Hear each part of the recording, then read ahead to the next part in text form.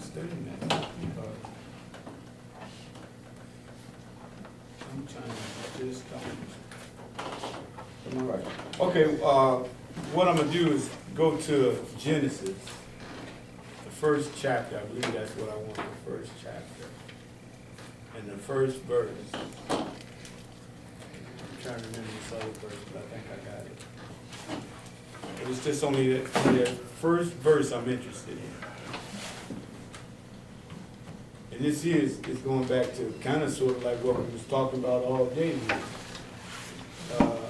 Okay, everybody got it? You got it, Diane? Yes. Read what it say, please. In the beginning, Elohim created the heaven and earth. And the earth become without form and void, and darkness was upon the face of the deep. And the spirit of Elohim moved upon the face of the water. And Elohim said, let there be light, and there was light. That's good. Okay, what I was looking at is this. The Spirit moved. That's what I wanted out of that. After he created everything, it still took the action of the Spirit.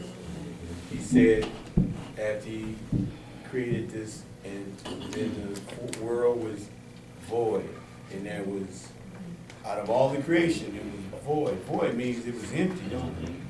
But then he said the Spirit moved on it. Okay, so I'm thinking to myself, what kind of action is he talking about that the Spirit moved on it? And that's why I was thinking, because we all understand what spirit is. Spirit is what? Breath. Right. Spirit. Because when he breathed into us, we become a living soul. So the Spirit is not something that works. Well, let me see. The Spirit works, but in us, it's manifested through our body. Our spirit is what makes our body move, right? That's what it is? Okay, then if you go back to St. John, I believe it's 6:24, if I remember that scripture well. St. John 6:24. You want to go there? Yeah, please. I'm going to shut up, because I'm trying to make a point here. And it's all got something to do with how the Spirit moves and works within us, is what I'm after. Okay, you have it? You want to read that? Yeah. And when the people, 6:24. and when the people therefore saw that Yahushua was not there, neither his disciples, they also took ship and came to. No. Is that the right chapter? 6:24? Is it 1 John or St. John? I said St. John. Okay, that's 6:24. That's it? Mm-hmm. But it's reading in the restored Bible.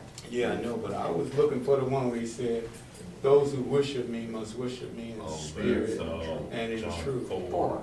Oh, it's John 4. Oh, okay, I knew it was one of them. 4:24. Okay, I thought it was 6:24. Okay, that's the scripture I'm looking for. 4 and 24. Yeah, okay, my mistake. I was trying to play it off in my head, messed it up. Well, I could find it too myself.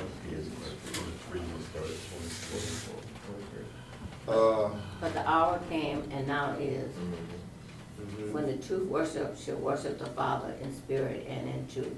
mhm. For the Father seeks such a worship him. Elohim is the spirit, and they that worship him must worship him in spirit and in truth. Uh-huh. And the woman said unto him, I know that the Messiah cometh. When he's coming, he will tell us all things. Okay,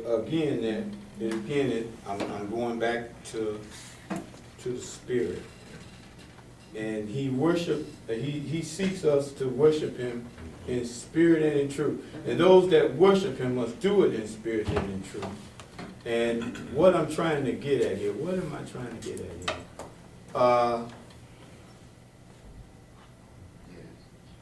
We have to rely on our spirit, first of all. And I know today we was talking about walking by faith and and following the Spirit. That's what we was talking about today in that little meeting. And I understand all that. And here's two things that the Spirit has caused. It caused the earth to be filled and take away the void. And then it said, if you want to worship Yahuwah, you have to do it in spirit. And see, that tells me right there that we cannot expect to follow him in our flesh. That's what it tells us already. Okay, so I understand that in order to worship him, there has to come a separation of the body and the spirit. Because the scriptures say it's the spirit that profited and the body profits nothing. So, and then he said, and he went so far as to say that those that worship me, and I think we all worshipers here, and I understand that it's got to be done in a certain way. In other words, flesh contains the spirit, but it's the spirit that he's looking for us to use to worship him with. I know we carry out our actions in our flesh because of our spirit, right? But the bottom line is that without a spiritual connection, you can't really worship him. Now, is that right or is that wrong? That's right. Okay, so that's what it's saying. And then I was thinking that how is it that our spirit is connected? How is our spirits connected? Is it because of what we eat? Yes. Or is it because of what we wear? How is our spirit connected to him that we could worship him? Yes. That's my thought. And I'm thinking, I'm trying to beat my head in and see, what is this connection? And then it really only broke down to this. The spirit is really like the wind. And what did he say about the wind? You hear it, you feel it, but you don't see it. Right. So I can't control this that I can't see. It controls me because when we submit, like I did say, if you submit yourself to him, and then the spirit can worship him freely. And I think that free worship in your spirit is that connection. That's how I think, in my mind, I can worship him in spirit and in truth. Because my spirit is really giving me the truth of how I feel without the interference of flesh. Because you know, flesh sometimes will make you say, oh, not today. Oh, man. And the spirit is jumping up and down, going crazy. And the flesh is saying, man, work last night. Oh, man. And then we have another problem in our spirit. We get sleepy. Oh, man, I'm reading the book and, oh, can't keep your eyes open. So, how is it that it said, those that worship me must do it in the spirit of truth? So that tells me it takes me out of the body. Okay, so, and I believe that when we go out of the body into his presence, this flesh is a sacrifice. Because I believe he said, present your body as a living sacrifice, holy and acceptable. So when you leave the body to go into the presence, the body is laying there as a sacrifice because this body is just something that really holds us back. Oh, we use it. Now, I'm not crazy because I know we use it. But when we worship in spirit and in truth, it can sometimes be a hindrance. This is the spirit that I want to be free to go commune with the Elohim, my Savior, my Lord. I mean, I'm a Lord, but you know that. I want to be with Him. And He told me that those that worship me must do it in spirit. And I don't believe you can have spirit. I don't believe you can have the truth without the spirit, or either or, because I think they go together. And then that took me all the way back to Ephesians. This is where I was headed anyway. Ephesians 1 and 17. Let's see what that says. I think I'm going to start a few verses above it. Okay, I'm going to start at 16. But I'm going to read from King James. because I don't have the other one yet, Pastor. I'm gonna get it, but my computer went crazy. I mean, the hard drive just died because it said I don't know. Anyway, it says in 1:16 of Ephesians, cease not to give thanks. For you, okay, I cease not to make thanks for you, mentioning of you in my prayers. Okay, then I asked my wife, now, is that saying that, now we know Paul was sort of the pastor of these churches, well, the establisher of these churches, right? And he said this thing right here, I cease not to make mention of you in my prayers. So is he saying that that's our responsibility as being the pastoral leaders here? Are we supposed to keep mentioning them in our prayers? So when I pray, I'm supposed to mention y'all in my prayer. Okay, that's what Paul was saying. He said he do that. Okay, and then it went down to 17. And this is why he said he was mentioning them in his prayers.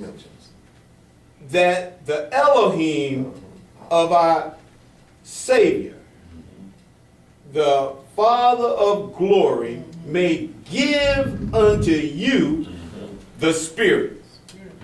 Okay, now this here's another subject because, see, we already received the Spirit. I believe these were Spirit-filled people because the Pentecost had came. And, okay, well, maybe these, I don't know. But anyway, the thing was, he was saying that he may give you the Spirit or a spirit. Now, everybody in here has a spirit, right? Now, why are we praying to give you spirit? That's what he was saying. I pray that he give you spirit. But if you read the rest of it, it's very, it explains itself. Really, it do. He says, unto you the spirit of wisdom and revelation in the knowledge of him. Now that's what he was talking about. Now he said, I cease not to mention this in prayer, that you would receive the spirit of wisdom, revelation, and knowledge. And that's where the whole thing came together for me. Now, what did he mean by spiritual wisdom? What is spiritual wisdom? And then it went so far as to another level, spiritual revelation. Then he went to another level, spiritual knowledge. So we all know wisdom and revelation and knowledge, but he said on a spiritual level. So, and that's why I read them other two things, because this is spirit acting going on back here all the time. Because, you know, he was here when he created earth, you know that, he breathed on it, and then he said, if you want to worship me, you got to do it in a certain way, in spirit and in truth. And then here, he said he don't quit mentioning and praying for you that you receive spiritual wisdom. And then I tried to think of something that I can relate to. What is spiritual wisdom really? What can I relate to spiritual wisdom? It was spiritual wisdom when he spoke and said the word had become flesh. Now, that was his wisdom. And then the revelation was this, that what he spoke became alive. And then the knowledge. So, see, the knowledge comes from the spiritual knowledge is that I know he spoke, and I know there was revelation in it. And I understand that when he became flesh, that took the wisdom of Yahuwah, and then he revelated it to John, Yochanan. And then the knowledge was for us, because that spiritual knowledge, we understand it. And I think it's all because of our spirit being connected. And see what I'm going with this, I don't know if I quite making what I'm trying to say here. But because of the spirit, all them things are going on in us. But he also said that he had to make mention, or he made mention of this in his prayers. And so am I making sense is the question. So we really understand that when I read that, it says, I'm gonna read again, wisdom and revelation and the knowledge of him. And then the